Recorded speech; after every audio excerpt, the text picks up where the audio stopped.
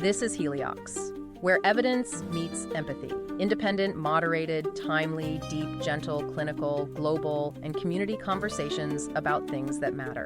Breathe easy, we go deep and lightly surface the big ideas.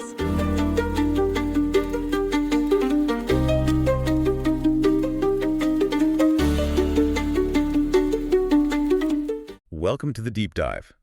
Today, we're taking a really fascinating look inside your own head.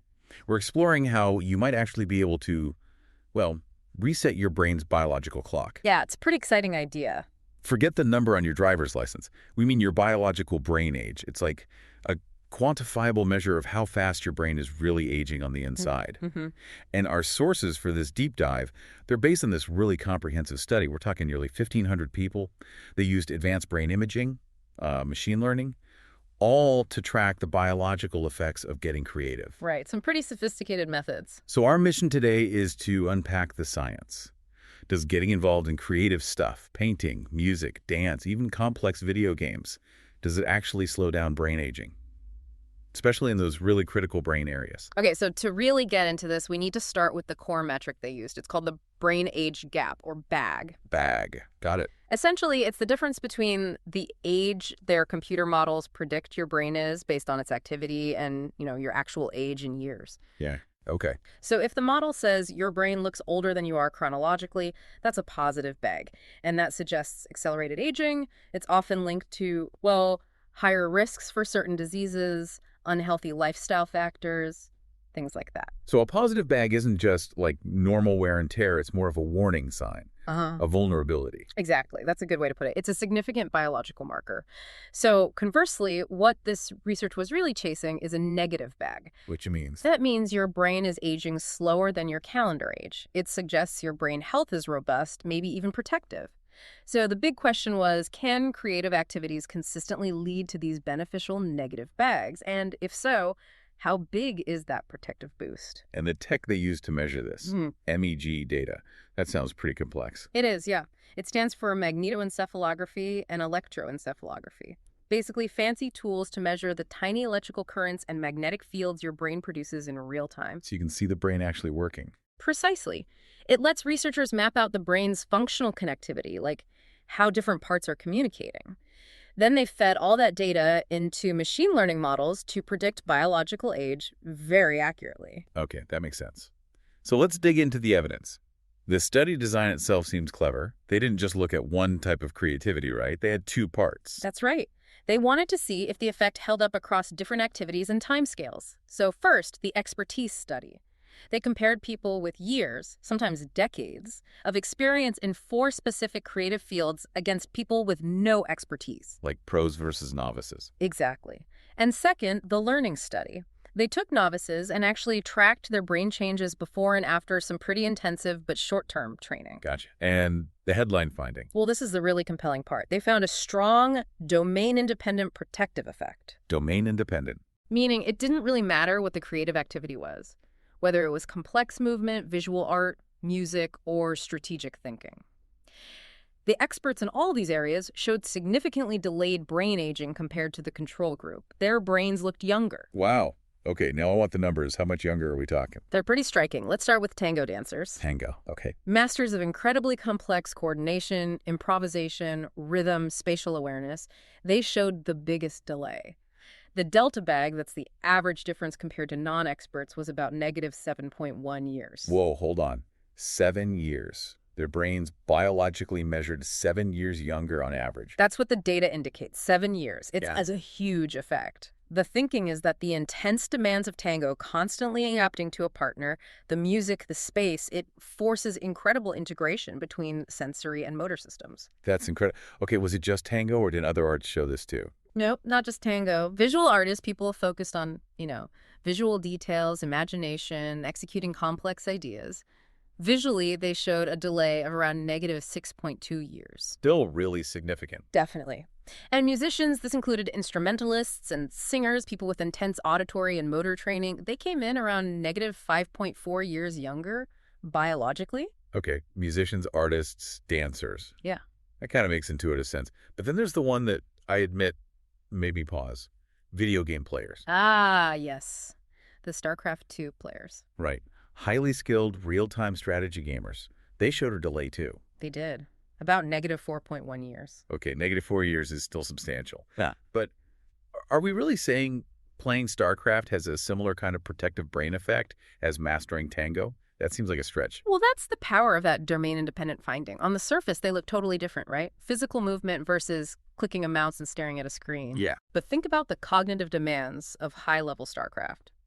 It's incredibly fast-paced decision-making, predicting what your opponent will do, managing resources, multitasking, constant attention switching, massive working memory load. Okay. When you put it like that. The sources argue these activities, despite looking different, share this core requirement. You have to constantly adapt and refine complex cognitive and sometimes motor skills. You're always pushing your brain to be more efficient and faster. So it's less about the what and more about the how.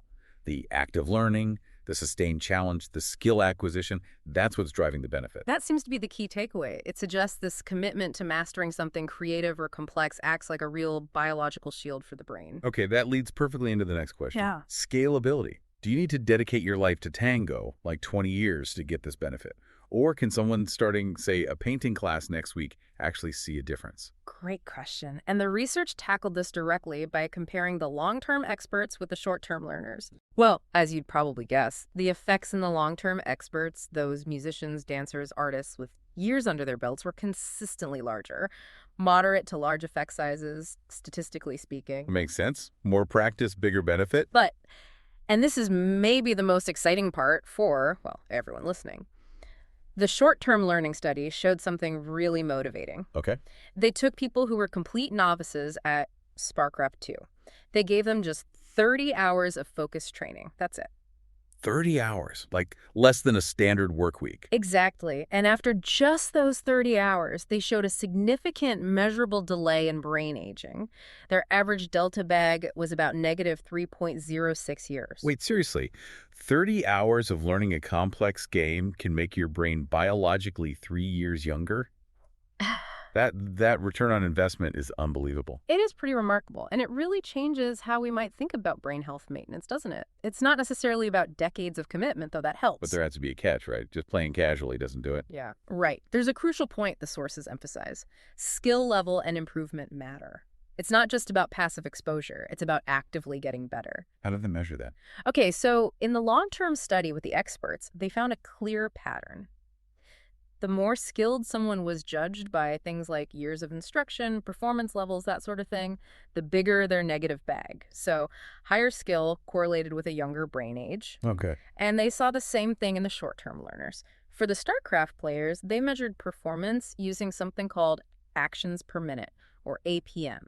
It's a standard metric in strategy games for how quickly and efficiently you're executing commands. So like a speed and efficiency score. Exactly. And the participants who showed the biggest improvement in their APM after those 30 hours, they also showed the biggest reduction in their brain age gap. So it really hammers home that point. Mhm. The benefit comes from the active challenge, the striving, the measurable improvement, not just showing up. Precisely. It's the engagement and the learning process itself that seems to be driving the biological change. This is fascinating. So we see the effect, we see it scales with expertise and even short-term learning if you're improving. But where in the brain is this happening? Where's the magic occurring? They were able to pinpoint this too. The delayed aging effect, this protective benefit, was primarily seen in the frontoparietal hubs of the brain. Frontoparietal hubs. Mhm. Why is that area significant? Is it just random or? Oh, far from random. The frontoparietal network is basically, think of it as the brain's executive control center. It handles the high-level stuff, planning, decision-making, working memory, focusing your attention. The stuff that really defines our thinking. Exactly. And here's the crucial part. These frontoparietal regions are known to be among the most vulnerable to age-related decline. They're often the first areas to show wear and tear as we get older. Okay. So the creative activities are specifically strengthening the areas most at risk. That's what it looks like. These experiences seem to bolster the functional connectivity, the communication efficiency within these exact vulnerable hubs, like reinforcing the walls where they need it most. They also looked at what cognitive functions were linked to these brain changes, right?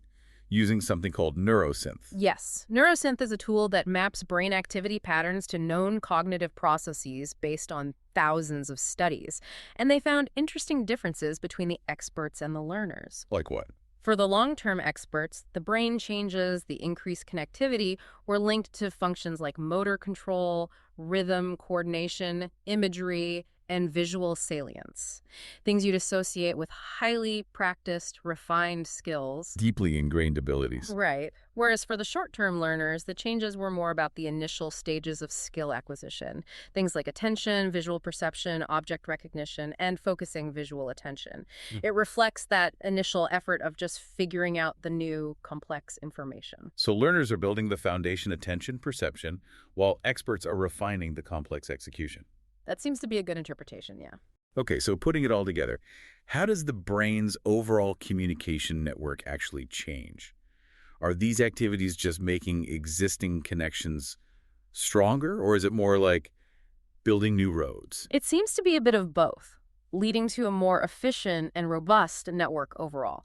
They use complex modeling techniques like graph theory to analyze the network structure. We found what? Two key changes. First, an increase in local efficiency. Local efficiency. Think of it like improving communication within specialized brain regions or local clusters. It means faster, more efficient processing of specific types of information within those neighborhoods.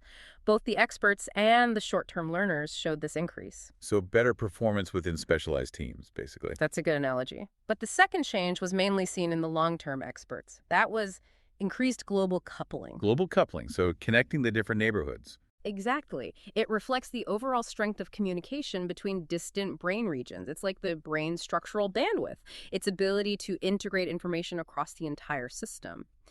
If local efficiency is upgrading the department's internal comms, global coupling is like building new high-speed fiber optic cables connecting all the departments across the country. Ah, okay. And that strengthening of the whole network, the big picture connections, that really only came with long-term practice. That's what the data suggested. It points to a deeper, more consolidated structural change in the brain that likely takes years of sustained practice to build. The short-term learners boosted their local processing but hadn't yet laid down those superhighways across the brain. That really paints a clear picture. So the big takeaway here seems undeniable. Engaging in these creative experiences, whether it's art, music, dance, complex gaming, it's genuinely associated with slowing down biological brain aging. Yes, the evidence points strongly in that direction. And it's tied to these core mechanisms of brain plasticity, making communication networks more efficient, both locally and, with time, globally, especially in those critical frontoparietal areas that are so vulnerable as we age. It provides solid biological backing for something maybe we felt intuitively, that pushing ourselves to learn and master complex skills is fundamentally good for our brains. It's not just a nice to have, it seems to be a biological necessity for long-term resilience. Right. And the sources end with this really thought-provoking point about policy. They say these findings could inform future public policies to improve health and well-being through creativity and the arts. Because if this benefit is real, if it's quantifiable, biological, and applies across different activities, well, that changes the game for things like arts funding, education, maybe even public health initiatives. It certainly raises the question. So here's something for you to think about. If we now have clear evidence that creative, skill-building activities can literally make brains biologically younger and more resilient, potentially warding off decline, what should we do about it?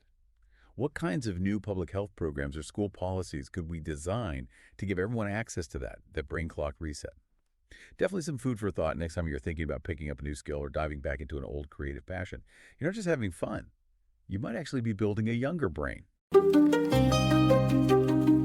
Thanks for listening today. 4 recurring narratives underlie every episode: boundary dissolution, adaptive complexity, embodied knowledge, and quantum-like uncertainty. These aren't just philosophical musings, but frameworks for understanding our modern world. We hope you continue exploring our other podcasts, responding to the content, and checking out our related articles at helioxpodcast.substack.com.